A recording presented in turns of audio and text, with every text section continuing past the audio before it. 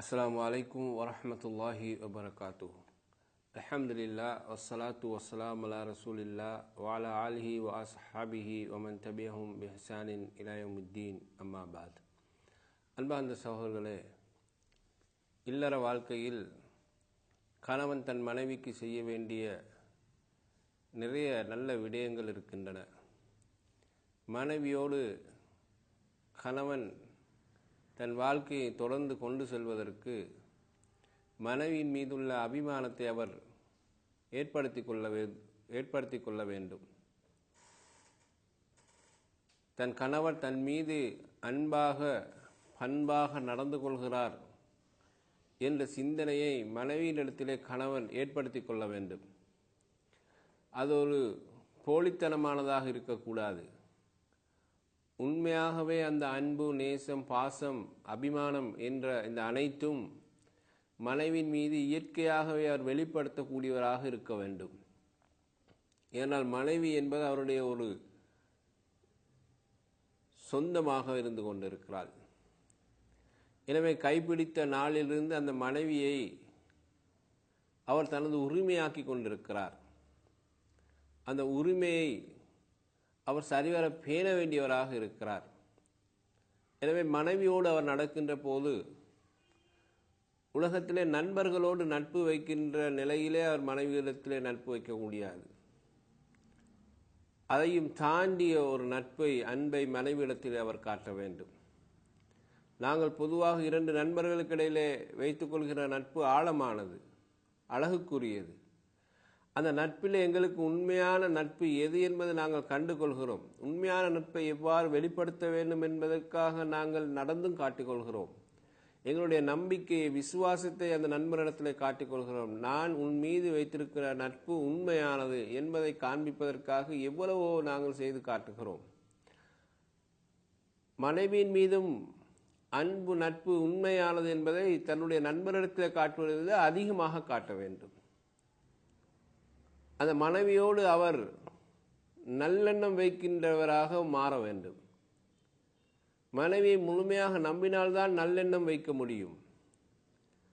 மனைவி மீது சந்தேகம் இருக்குமேயானால், சந்தேகத்தை ஏற்படுத்திக் கொள்வாரேயானால், மனைவியுடைய நடத்தையில், அவருடைய செயற்பாட்டில் கணவனுக்கு சந்தேகம் ஏற்படுமேயானால் அது ஒரு புற்றுநோய் போன்று தொற்றிக்கொண்டே இருக்கும். மனைவியிடத்திலே அவருக்கு பிடித்தவைகளை பற்றி வெளிப்படையாக பேச வேண்டும், பிடிக்காதவைகளை பற்றியும் வெளிப்படையாக பேச வேண்டும். மனைவியிடத்திலே பிடித்ததை கண்டால் பாராட்ட வேண்டும், பிடிக்காததை கண்டால் அதை சொல்லி திருத்த வேண்டும். இதற்கு மாற்றமாக அவளிடத்திலே பிடிக்காத சில விஷயங்களை கண்டு கொண்டு அது அப்படி இருக்குமோ, அது இப்படி இருக்குமோ, அப்படி நடக்குமோ, இப்படி போகுமோ என்ற அந்த அனுமானத்தின் அடிப்படையில், சந்தேகத்தின் அடிப்படையிலே நாங்கள் அந்த பெண்ணை குற்றவாளியாக நோக்கக்கூடாது. ஒரு சிறந்த நட்பை மனைவியிடத்திலே வெளிப்படுத்த வேண்டும்.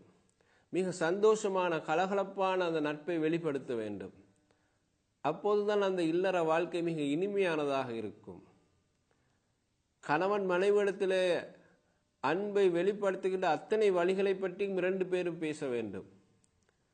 எந்தெந்த வழிகளில் நாம் அன்பாக இருக்கலாம், பண்பாக நடந்து கொள்ளலாம், சந்தோஷத்தை எப்போதும் கடைபிடிக்கலாம் என்பதை பற்றி இரண்டு பேருமே பார்க்க வேண்டும், பேச வேண்டும், கதைக்க வேண்டும். செயற்பாட்டிலும் அவர்களுடைய வாழ்க்கையிலும் அதை காண்பிக்க வேண்டும். அப்போதுதான் அந்த குடும்ப வாழ்க்கை மிக சந்தோஷமானதாக இருக்கும். கணவனிடத்தில் பிடிக்காத மனைவி கண்டாலும் மனைவி அதை உடனே கணவனிடத்தில் அன்பாக பண்பாக சொல்ல வேண்டும். கணவனிடத்தில் கண்டதை மனைவி நல்லவைகளை அதை பாராட்டக்கூடியவளாகவும் இருக்க வேண்டும். எனவே கணவனை பொறுத்தவரையில் மனைவியோடு அன்பாக நடப்பது என்பதுதான் வாழ்க்கையிலே இனிமையை தரக்கூடிய ஒன்றாக இருப்பதை நாம் மறந்துவிடக்கூடாது.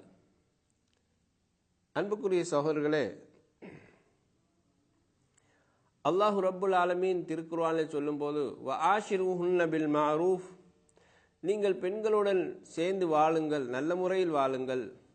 ஃபைன் கரிஹ்துமூஹுன்ன ஃபாஸா அன் தக்ரஹு ஷையன், நீங்கள் ஏதாவது ஒன்று அந்த பெண்ணிடத்திலே வெறுக்கக்கூடிய ஒன்றை கண்டால் அதிலே அல்லாஹு தஆலா உங்களுக்கு ஒரு ஹைரை வைத்திருப்பார்.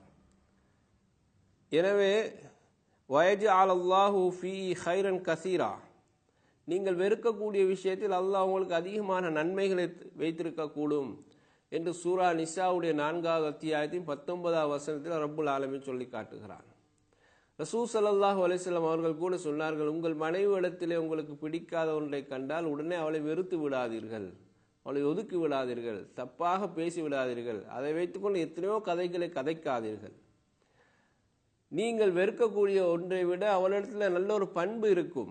எது உங்களுக்கு பிடிக்கலையோ அதே போல் அவளிடத்துல பிடித்த பண்புகளும் இருக்கும்.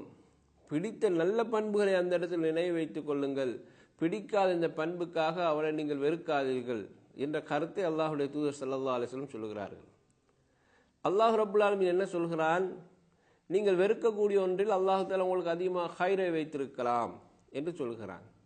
நான் மனைவியிடத்திலே விரும்பாத ஒன்று சில நேரம் அது எனக்கு நல்லதாக மாறும். அந்த நேரத்தில் நாங்கள் எப்படி சொல்லுவோம் என்றால், அன்றைக்கு நடந்து கொண்ட முறை எனக்கு பிடிக்கவில்லை தான், நான் கடுமையான கோபத்தோடு இருந்தேன் தான், உன் மீது எனக்கு வெறுப்பு ஏற்பட்டது தான், ஆனால் பிறகுதான் நான் அதை பார்த்தபோது நீ நடந்து கொண்டது சரிதான் என்று எனக்கு பட்டது என்று கணவன் சொல்லுவான்.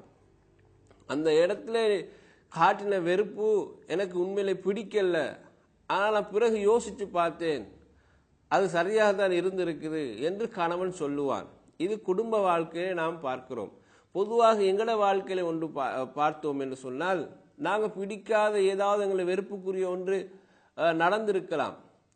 அது கொஞ்ச நேரம் போன பிறகு அல்லது ஓரிரு நாட்கள் கழிந்த பிறகு நினைப்போம், அன்றைக்கு எனக்கு இப்படி ஒரு தடங்கல் நடந்தது, எனக்கு பிடிக்காத ஒன்று நடந்தது, இப்போ யோசித்து பார்த்தா அதை விட இது ஹைரா நல்லதா ஒன்று எனக்கு கிடைச்சிருக்குது என்று மனிதன் சொல்லுகிறானே, அதுதான் அல்லாஹ் ரப்புல் ஆலமீன் அவனுக்கு அதிகமாக வைத்த நன்மைகள் என்பதை புரிந்து கொள்ள வேண்டும். இது போல மனைவியிடத்திலையும் பிடிக்காத சில விஷயங்கள் இருக்கலாம். அவளும் ஒரு பெண் தானே. கணவனிடத்தில் சில பிடிக்காத விஷயங்கள் மனைவிக்கு தென்படுவது போல மனைவியிடத்தில் பிடிக்காத விஷயங்கள் கணவனுக்கு தென்படலாம். ஆனால் அதனை சரிப்படுத்துவதிலே தான் கணவன் எப்படி கையாள வேண்டும் என்பதை அவர் புரிந்து கொள்ள வேண்டும்.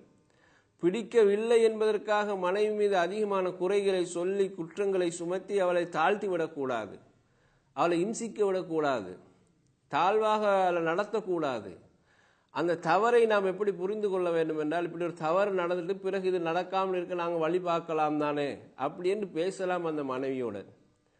தனக்கு பிடிக்காத ஒன்று நடந்தால், இது எனக்கு ஒரு புதிய அனுபவம், இவ்வளவு நாளாக உன்னோடு நான் வாழ்கிறேன், உன்னிடத்திலேருந்து கிடைத்த எனக்கு ஒரு புதிய ஒரு அனுபவம், இதுவோ எனக்கு ஒரு பாடமாக இருக்கலாம், அல்லாஹ் இதில் எனக்கு ஒரு ஹைரை தரலாம், அவனிடத்தில் ஒரு ஹைராக இது வைக்க வேண்டும் என்று நான் நல்லதை உன்னிடத்தில் அவனிடத்தில் நான் கேட்கிறேன் என்று கணவன் சொன்னால், அந்த இடத்துல எந்த மாதிரி அந்த குடும்ப வாழ்க்கை சுமூகமாக மாறும் என்பதை நீங்கள் யோசித்து பாருங்கள்.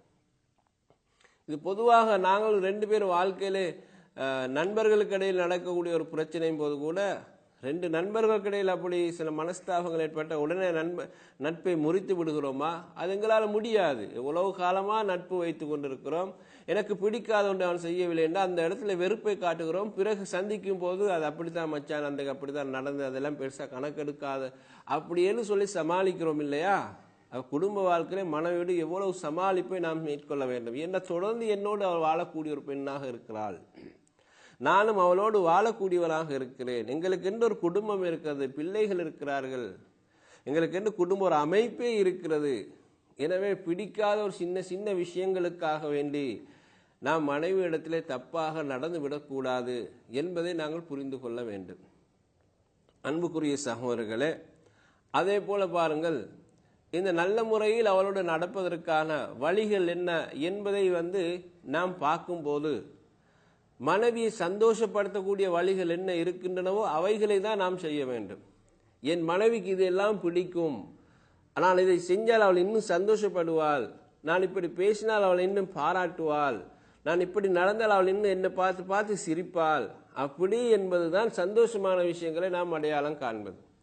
ஒருவருக்கு எது நல்லா பிடிக்கும் என்பதை நாங்கள் புரிந்து கொள்ளும் போது பிடித்ததை கொண்டு போய் தான் அவர்கிட்ட கொடுப்போம், பிடித்ததை வைத்து தான் நாங்கள் பேச்சை ஆரம்பிப்போம். அதுபோலதான் மனைவிக்கு எது பிடிக்கும் என்பதை பார்த்து நாம் பேச வேண்டும், கதைக்க வேண்டும்.